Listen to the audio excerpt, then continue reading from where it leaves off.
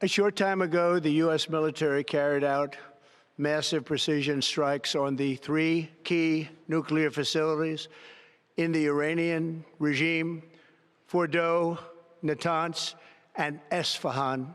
Iran's key nuclear enrichment facilities have been completely and totally obliterated. Iran, the bully of the Middle East, must now make peace.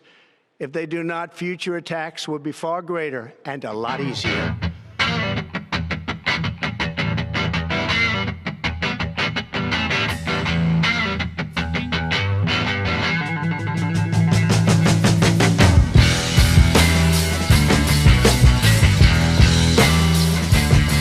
Hello and welcome back again to Tracking Trends. America has entered the war with Iran.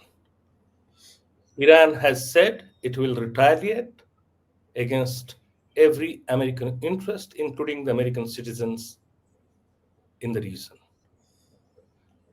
What's bothering everyone, what's on top of mind of everyone, is what happens now. What will America do next? How will Iran's retaliatory action pan out? What are the Europeans thinking? More importantly, how is China going to respond? How is Russia going to respond? Both of them have been steadfastly with Iran.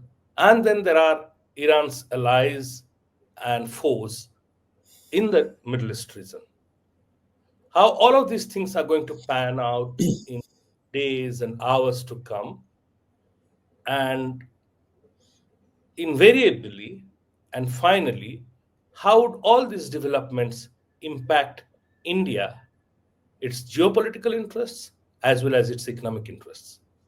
Today, we are going to talk about all of these things and seek answers with our expert in the studio, Mr. Pramit Chaudhury, who heads the India practice of Eurasia Group. Pramit, welcome back again. What happens now? Start with, we'll come to the Americans a little later. Let's first start with Iran has said it would retaliate. What are the options before Iran? What kind of what would be the likely nature of Iranian retaliation? Let's start with that.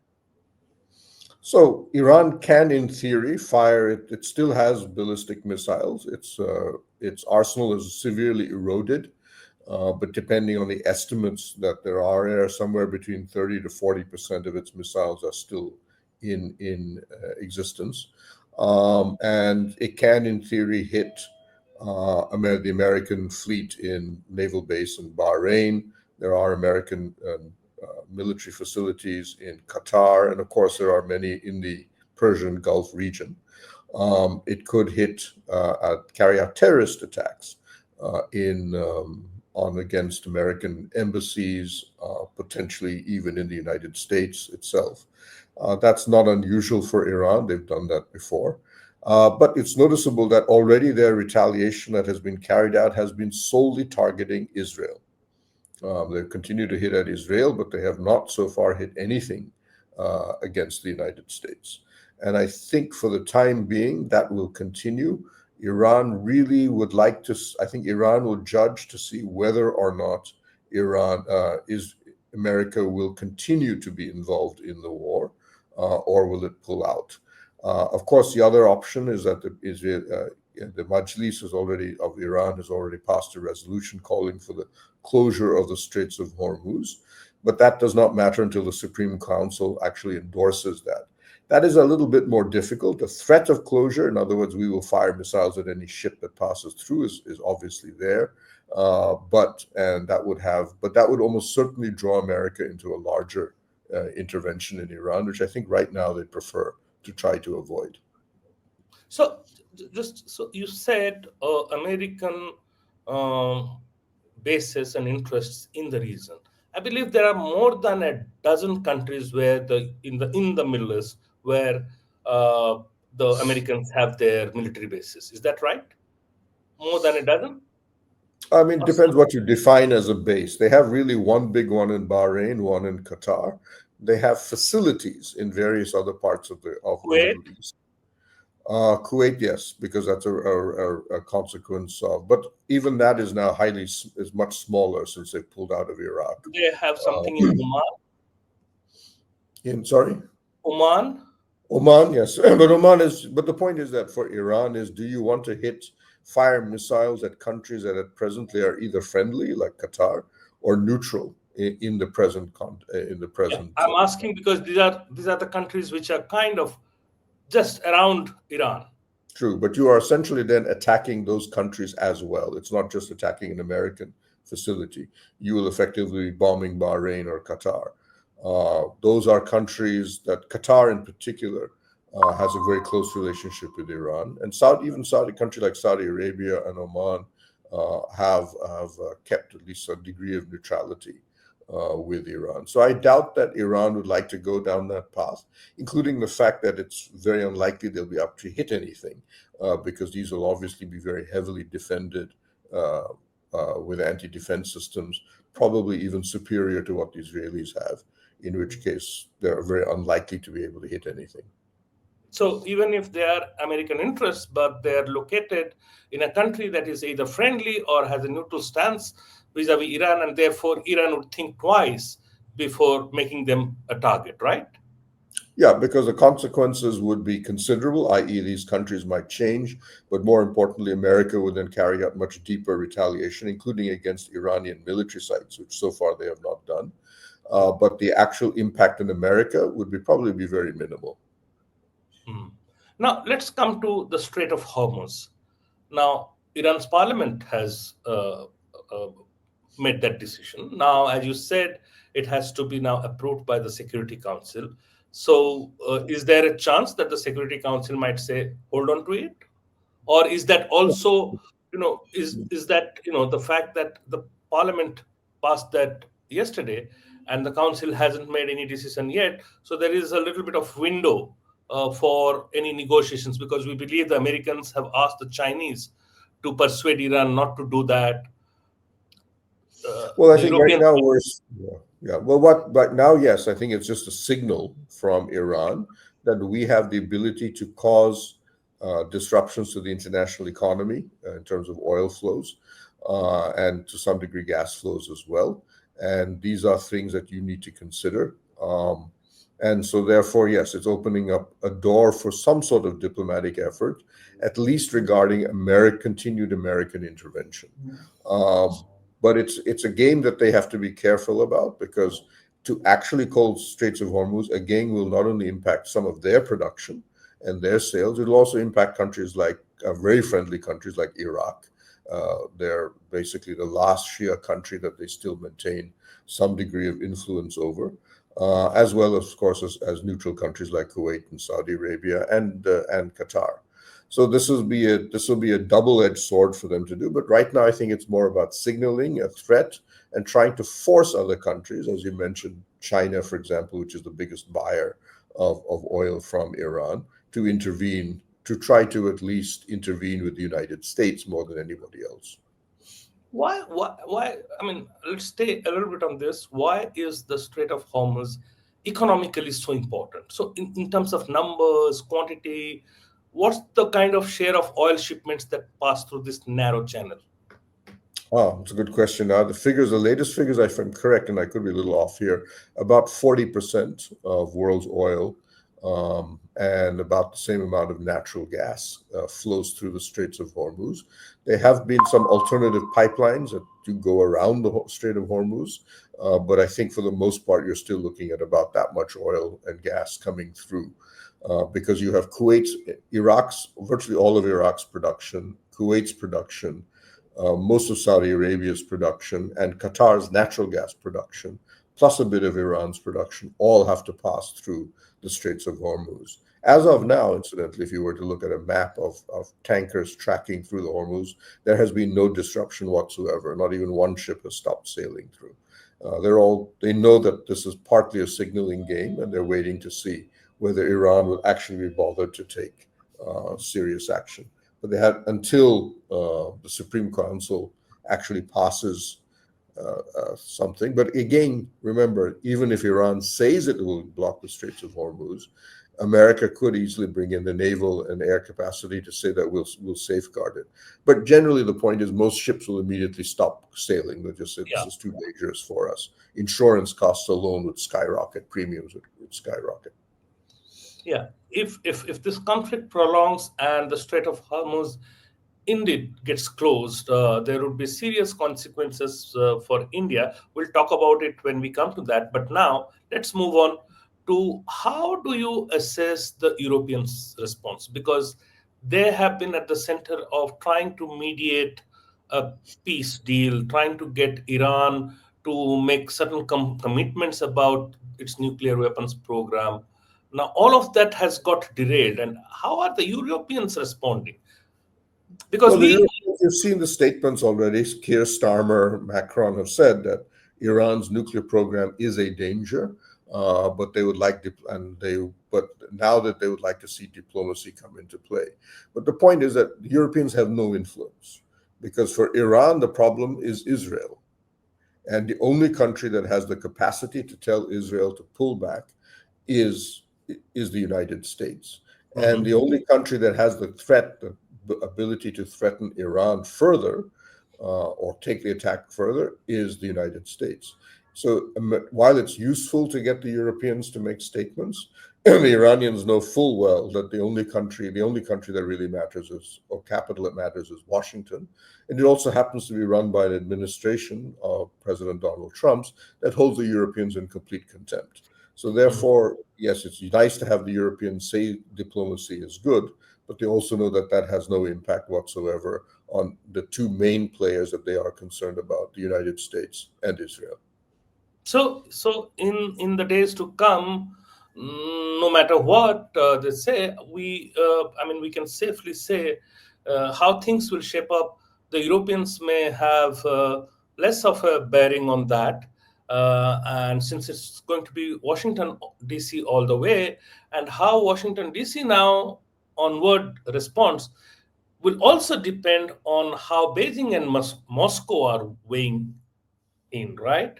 So now let's move to China and Russia. What have they said so far? What has been their stance, and what they might want to do in this? So neither China and Russia, while they've given, China has probably provided, we have reports of military supply chains from China flying into Tajikistan and then flying onwards, westwards towards Iran and then disappearing, i.e. they're switching off their transponders. So we assume military supplies are going there, though not too much, given that you can't carry that much in an aircraft. Russia might be providing, it's not clear, that's not clear. But for the most part, I think Russia, because it's consumed by the war in Ukraine, doesn't really have surplus capacity to provide. For Iran, I think the game is, yes, can get China and Russia to put diplomatic pressure on Trump. But again, it's not clear the Trump administration particularly cares what China says. There's a lot of China hostility to China. Russia, ironically, given Trump takes Vladimir Putin very seriously, has a little bit more influence. But for the most part, these are two countries that are very focused almost only on the oil flows and oil supplies. But they have not intervened to try to help Iran, for example, with the Israeli attack, though they both, China at least has denounced them. Neither one really wants to get involved militarily. In fact, almost certainly not. And neither country wants to get involved against the United States. Simply too powerful a nation militarily for them to do so. Pramit, you said neither country wants to get militarily involved, but the three nuclear sites that the Americans bombed, Fordow, which is one of the most important of all nuclear bases that they have, Natanz and Isfahan. In many of these nuclear facilities, some of these have been developed with the help of the Chinese and the Russians in the past. Many of them have Russians and Chinese engaged there, right? Their Very scientists. unlikely. I don't think the Iranians allow any foreigners into their The nuclear. Russians, because the Russians made a statement, our engineers are going to be there. They're not going to leave that place. But they may be well, it depends. I don't think they'll be in those core nuclear facilities. They may be in some, there are about 150 to 200 nuclear facilities that many of which are involved in just nuclear power production that are not necessarily in part of the core of Iran's nuclear deterrent. It's very unlikely the Iranians will allow foreigners into that. Most countries do not allow foreigners into the heart of their nuclear weapons facilities. But yes, in some of the places where, for example, you have a nuclear power plant that maybe, or some that is producing uranium or plutonium or some variety and enriched, and then you might use an enrichment facility which uses some systems, foreign equipment, Russian in this case. China tends to be very careful to stay out of these things. Even with Pakistan's nuclear program, the Chinese have kept a bit of a distance as far as their individuals are concerned. So we'll see, but I don't think that is. But ultimately, that doesn't matter as far as the bombing is concerned. If the Americans were to hit and kill some Russians, what would Russia do? File a protest? But other than that, they would not be interested in going any further. So the Iranian foreign minister was in Moscow yesterday and probably is continuing to be there as we speak. We don't know what has come out of those meetings. He was there, I believe, to meet President Putin. Do we have any information on what has come out of it? Because Russia hasn't said much as of now. So I think the Iranian game would be only to sit down and try to explain their position, urge the Russians to support them in any little way they can. But I would argue if there is any way that Russia could do anything, is to say, can you influence the United States to stay out of this, or send a message to America that you need to stay out of this war, that you've done this and we're fine, move on. But the real game is, and potentially, can Russia influence Israel? They don't have much influence on Israel. The core of the Iranian policy now would be, in my view, the Americans have carried out these attacks. You've seen American officials, including J.D. Vance, Haggart, say, we've carried out the attacks on the nuclear facilities. We have set back Iran's nuclear program. It's over for the Americans. That's all our only interest. The problem in this, the joker in the pack is Trump himself. And of course, all the other American officials, we are not interested in regime change, and we are only concerned about the nuclear program of Iran. Trump has gone back and forth on this, and he just recently tweeted, for example, that, well, who knows, maybe regime change could happen. But here's a problem: is he cannot get American troops on the ground, and a larger American invasion will simply be impossible for him. And it is his own base, his own political base, the so-called MAGA crowd, who are the most opposed to the idea of getting involved. He's already facing a lot of criticism from the right wing of his own party, who's saying that we were elected, you were elected, and we gave you our votes on the belief that you would never get us involved in the Middle East war. So Trump has been going back and forth, and I think it's you can almost say it's a struggle between Benjamin Netanyahu urging him to go on, and his own right wing of his own party, and I would say his own instincts. He tends not to want to get involved, and he's often said that military involvement of America in larger wars has been a huge mistake. I think for Trump, the story is, given his strange obsession with getting a Nobel Peace Prize, is in fact quite the opposite. Can I act as an intermediary to eventually end this conflict in a certain way? But he doesn't really have the skills to do so, and obviously the Iranians, I suspect, would say would reject any such idea.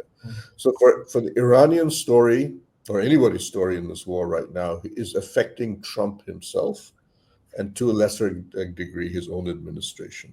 Because the instincts in his administration are, we've done enough, we pull out. Maybe one more round of attacks on the nuclear facilities as they carry out an assessment of how much damage has been done. But that's basically it.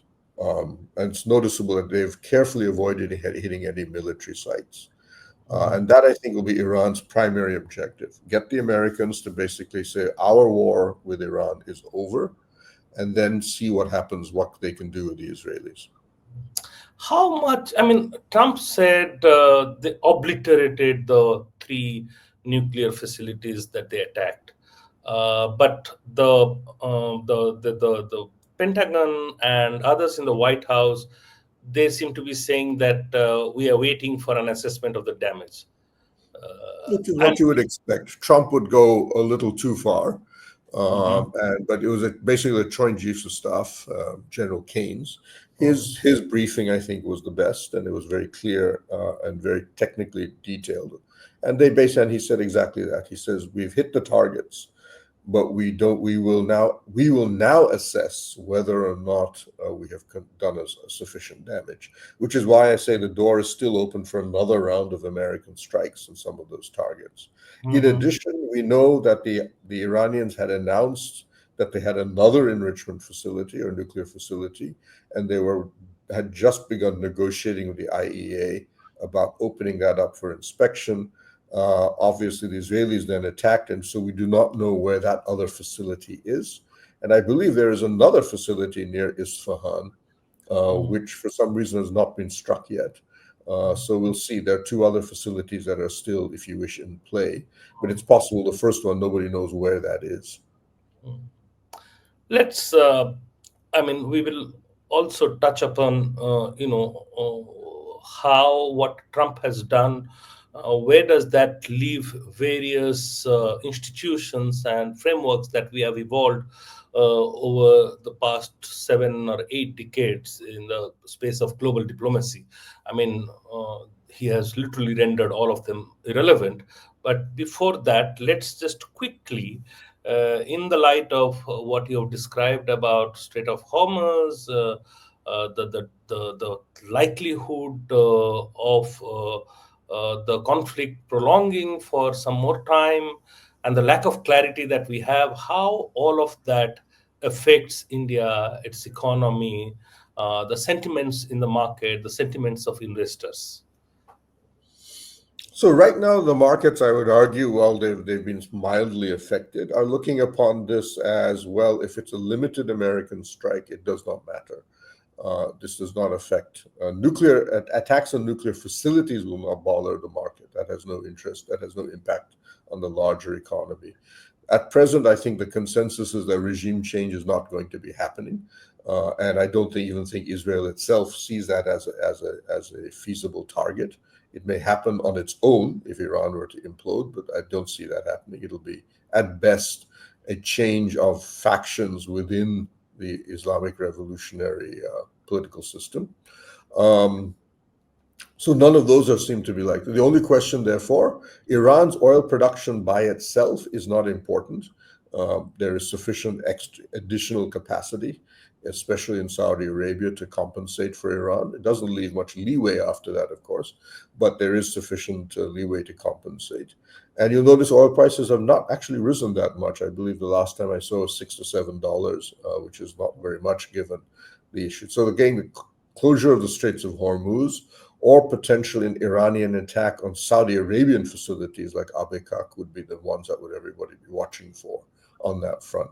We haven't reached that stage yet. And as I said, for Iran, the question is if we were to carry out something that would genuinely disrupt the international oil markets on that scale, to actually block the flow of oil, besides being affected ourselves, it would probably then trigger much larger American intervention. It would also anger China, which would say that we are the biggest buyers of oil from you, and this does not help us, our economy as well. So that is, I think, the last possible action from. It's more about threatening to do so, and then trying to see if that gives you diplomatic leverage and potentially even influence President Trump and his decisions. But at a time when oil prices were softening, general inflation rate was coming down, and the central bank was actually encouraged to go for a surprise CRR cut and a higher than expected cut in its benchmark lending rate. Now, there was optimism that maybe investment would pick up, maybe growth would accelerate in the months to come. So this comes as a dampener as far as India's economic prospects are concerned in the immediate term, right? Would you Well, it say that? depends. The primary reason that CPI is falling in India is food. Food prices are collapsing, and that's largely because we're not only have we got a good harvest, we're probably going to get a massive harvest this year. So that is still going to that is not affected by what's happening in the Gulf. Yes, oil prices will be an issue, but keep in mind that, as I said, so far oil prices have not risen very high. I mean, well, $6 to $7 is well within our ability to absorb. On top of that, we are getting Russian oil at even lower prices than normal. We are now being able to import Russian oil at almost $50 a barrel, which is almost $20 less than what's going in the market. That might rise a bit, but for various reasons, Russia has been shipping oil at a lower price than expected. So at present, I don't think we're particularly bothered. The game is whether this war extends for a very long period of time. Even then, $70, $75 a barrel is absorbable. The other issue would be, I think, was, as I mentioned, a possibility of the actual closure of the Straits of Hormuz, which Mhm. remains at present. That's the final blow if for Iran, but Mhm. that would be assuming that they have feel they have no other options left, Mhm. and want to just inflict enormous pain on the United States. Yeah, I mean, the reason why I was bringing in RBI was because the central bank particularly doesn't make its rate decisions on the basis of inflation, rather on the basis of inflationary expectations. So if this uncertainty prolongs, and if there are uncertainty, if oil prices begin to climb back, they fuel inflationary expectations. So going forward, there could be difficulties or on the part of the central bank to have a more accommodative stance or shift back to an accommodative stance, which is what they had announced, and they went back. Uh, but also, Indian exports, what happens to them? Because Indian exports have been struggling. Now, as you said, insurance costs are going to go up, transportation freight costs are going to go up. Are we likely to be affected? Again, depends on the length of time and whether or not the Hormuz Straits are shut. If the Hormuz Straits are not shut, our exports to the Gulf, and this is not Iran. Iran is not a major trading partner of ours, but it is basically Saudi Arabia and United Arab Emirates. Basically, UAE is the primary trading partner we have. That would be affected. I mean, we would have to. That is the Persian Gulf. The Gulf area is probably our largest trading export zone, and our largest trading partner. Those will be affected, but again, not if it's about, let's say, even a 1 month, 2 month period, not really all that much. And there can be some trade diversion in other direction. You can ship via Jeddah rather than via Dubai, for example. The cost goes up and it becomes more difficult. You could also ship via Duqm in Oman, various other places. UAE, however, is very isolated. It'll be difficult to move things there. So yes, our exports will be affected, but only, I repeat, only if this is an ended problem. Um, Keep in mind, we've had a number of major disruptions in the international logistics and shipping system repeatedly. In fact, it's almost becoming a norm. But there was the Ukraine war, the Houthis, Red Sea. In fact, the Houthis cutting off the Red Sea for such an extended period of time was in many ways much more damaging to our exports than this conflict has been so far. We had shortages of containers. The shipping costs dramatically increased because they had to go via the Cape of Good Hope, and so on. So that was and it went on and on. I mean, the Houthis still haven't really been tamed. And that the Houthis, remember, are Iranian supported. In theory, if Iran were to try to do something, it would bring the Houthis back into play, though Red Sea traffic continues to be at pretty low levels. I mean, that's a possibility. Some people have talked about that Iran's allies, like the Houthis and the Shia groups in Iraq, they may also act in support of Iran, and if that happens, it makes things worse. So, as you said, so India's interests are best protected only if the Strait of Hormuz is not closed. only if this conflict does not extend for very long. And those are two very big ifs, and they depend on now they don't depend on any of the institutions that we have had in the past to intervene in these things, because Trump has completely ignored the UN Charter. He has thrown the NPT out of the window. He hasn't bothered about the Europeans. He hasn't even bothered about his own Congress, right? So here is a man who acts in a very different way. So, what are the possible scenarios specific to Trump and how he will move, and who would be the biggest influencers on him? How all of that is going to pan out very quickly. Let's kind of sum up with that. Well, first, I don't think Trump is doing anything that no other previous American administration has done. America does not go to the UN Security Council for missile attacks. They've carried out missile attacks in the Middle East many, many times before. Clinton administration carried them out, so did the Bush. They've only gone to the UN if it's a full-scale invasion, and made it also very clear that even if they don't get UN approval, they will still go ahead. That is irrelevant to them. They like it, and the first Bush administration obviously got that support over the Kuwait invasion. They didn't get it in the next Bush administration. They still went in. It didn't make any difference. Great power or superpowers do not have to abide by the UN Security Council. That is not a requirement. That's I should note. Even India can defy the Security Council when it wants to. It's big enough now already to do so. Second, I don't think, and again, the US Congress, if there is no deliberate war involved, the War Resolutions Act does not have to be imposed. It gives the president a huge amount of leeway to carry out, quote, police actions for national security. Again, Trump is not doing anything unusual on that front. The NPT, I don't see why the NPT is involved here. The NPT is very much in force. It is the problem for Iran now is that they have abided by the NPT at least in spirit. They have come very close to violating it a few times.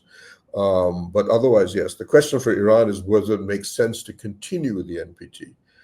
I would argue the only reason that they had maintained their position within the NPT and abided to some degree by IAEA inspections, though they've occasionally flouted that as well, has been the assumption that they could come to some sort of a diplomatic resolution about their, should we say, nascent nuclear program under the original JCPOA, a revival of the JCPOA.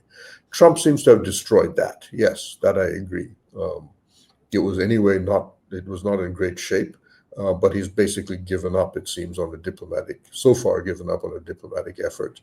And for Iran, the game is, does this make any more sense? They've threatened in the past to withdraw from the NPT, or talked about it, never gone ahead.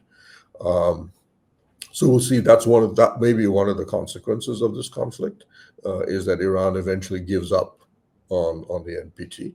That is where the Europeans, potentially even the Russians or Chinese, may have some influence, where they'll come in and say, look, this one assumes the Americans withdraw, and there'll at least be some resolution on the Israeli side, that stay with the NPT and the JCPOA. Otherwise, the Israelis are going to have to come back and attack you again 5 years from now or 10 years from now. Thank you. I think we covered a lot of issues, and the truth is